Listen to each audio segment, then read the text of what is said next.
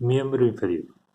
Para hablar de los huesos del miembro inferior, vamos a hacer como veníamos haciendo con los demás huesos, en donde primero vamos a ver unos dibujos que son esquemáticos, fáciles de copiar, para que ustedes lo copien en su cuaderno y puedan aprender dibujando a través de memoria visual y comprendiendo cómo es el hueso. Después vamos a ver unos dibujos un poco más reales a partir de un PowerPoint en la computadora y por último les voy a mostrar los huesos reales para marcar cada una de las estructuras que veníamos aprendiendo. Entonces empezamos con el primer hueso del miembro inferior, que sería el fémur. El fémur es un hueso largo que forma el esqueleto del muslo, es el hueso más voluminoso y resistente que tiene el cuerpo, y como todo hueso largo, presenta dos epífisis y una diáfisis. Las epífisis recuerdan que eran los extremos de los huesos, ¿sí? Epífisis proximal, epífisis distal, y el cuerpo del hueso es lo que llamamos diáfisis. El fémur, en la epífisis proximal, presenta una cabeza en forma de esfera, en este caso son 2/3 de esfera, es una esfera mucho más completa que la cabeza del húmero. La cabeza del húmero era solamente 1/3 de esfera. En este caso en el fémur tenemos 2/3 de esfera que se continúa hacia atrás con el cuello del fémur, el cuello anatómico que es mucho más pronunciado que el cuello del húmero, ¿sí? Y este cuello termina o une la cabeza con lo que es el trocánter mayor y el trocánter menor. Vamos a hablar en particular de cada una de estas estructuras. La cabeza, como dijimos, tiene la forma de 2/3 de esfera y se articula con la cavidad cotiloidea de los huesos ilíacos o coxales, formando la articulación de la cadera. ¿Sí? Esto que estamos viendo acá es la articulación de la cadera. Cuando hay una fractura de cadera, lo que se fractura es habitualmente el cuello del fémur.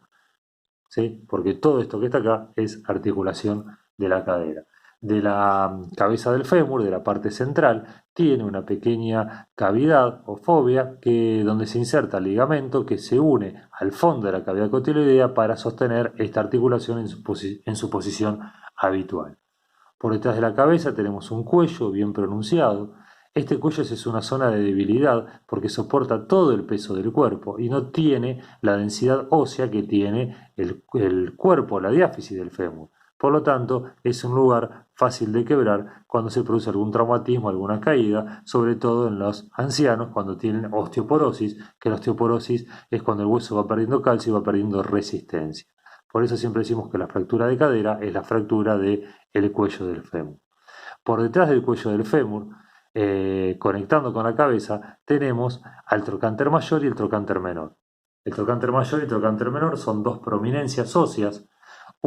El trocánter mayor se encuentra hacia afuera y el trocánter menor se ubica en la cara posterior del hueso. Por eso acá lo dibujé en línea de puntos, porque en realidad, no sé si se aprecia, lo hice ahí en línea de puntos, porque en realidad este es un fémur visto de adelante, o de la cara anterior, entonces no deberíamos ver el trocánter menor. Por lo tanto vemos el trocánter mayor, ahora lo voy a mostrar en un hueso real, y por detrás, en la cara posterior, el trocánter menor. Por debajo de los trocánteres tenemos lo que se llama cuello quirúrgico. El cuello quirúrgico es a través del cual se hace un corte o se corta el hueso cuando se tiene que hacer una cirugía de reemplazo total de cadera. Cuando la cadera tiene artrosis o tiene alguna lesión o patología y se tiene que reemplazar por completo la cadera, se corta acá el hueso, se reemplaza esto por toda una estructura de metal donde tiene un clavo que va por acá adentro del canal medular, ¿sí? Y aparece el cuello y la cabeza del fémur y se pone una funda sobre la cavidad cotiloidea para permitir la articulación. Esa es una cirugía de reemplazo total de cadera que ya se la voy a mostrar más adelante. Por lo tanto, lo más importante para marcar en esta epífisis proximal son 5 cosas: la cabeza con forma de 2/3 de esfera, el cuello que une la cabeza con los trocánteres, el trocánter mayor, cara externa, el trocánter menor en la cara interna, está la línea intertrocanteria que acá no se ve, y por último el cuello quirúrgico, que es por donde se secciona o se corta el fémur para hacer el reemplazo total de cadera. Después tiene una epífisis, como dijimos, es la más voluminosa y larga del cuerpo, la más resistente, que tiene una cierta convexidad hacia adelante y que tiene forma triangular. En la epífisis distal, en la parte distal, vamos a ver en la cara anterior 3 cosas. 2 estructuras redondeadas, llamadas cóndilo. Los cóndilos son los que articulan con las mesetas tibiales, formando la articulación de la rodilla.